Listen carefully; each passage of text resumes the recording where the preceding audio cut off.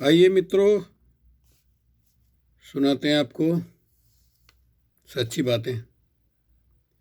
भारत संवैधानिक रूप से, या कहा जाना चाहिए भारत सरकारी रूप से, पूरी तरह से बौद्ध राष्ट्र है,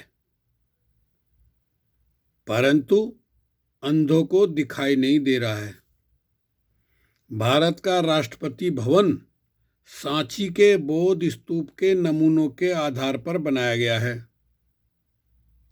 राष्ट्रपति भवन में बौद्ध शासक सम्राट अशोक के नाम से एक अति महत्वपूर्ण अशोका हाल है, जिसमें विदेश से आने वाले अति विशिष्ट अतिथियों, बाहरी किसी देश के राष्ट्रपति, प्रधानमंत्री, राष्ट्राध्यक्ष का स्वागत अशोक हाल में ही किया जाता है।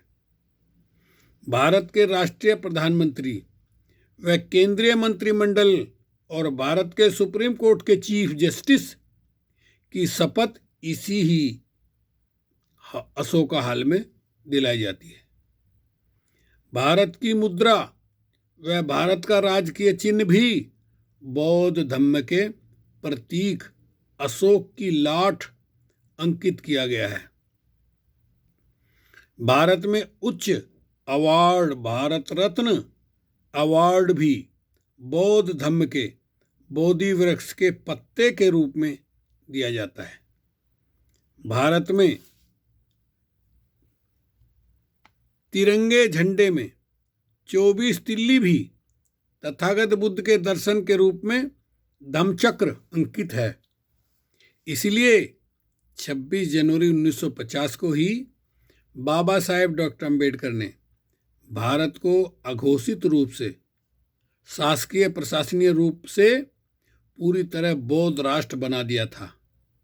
इसलिए भारत में जब तक बाबा साहेब डॉक्टर अम्बेडकर का बना संविधान लागू रहेगा, भारत राजकीय तौर पर कभी हिंदू राष्ट्र बन ही नहीं सकता है। इसलिए ही तो मनुवादी बाबा साहब अम्बेडकर के संविधान को खत्म करने पर लगे हुए हैं। साथियों, अभी आया तिरंगा, कितना कड़वा झूठ है ये। भारत के झंडे में 4 रंग हैं, कोई नहीं कहता उसको चौरंगा। केसरिया, सफेद, हरा, और बीच में सफेद रंग में चक्र है, अशोक चक्र, वो नीले रंग का है। तो 4 रंग हुए ना, लेकिन सब कहते हैं तिरंगा। कितना बड़ा झूठ बोलते हैं, तिरंगा।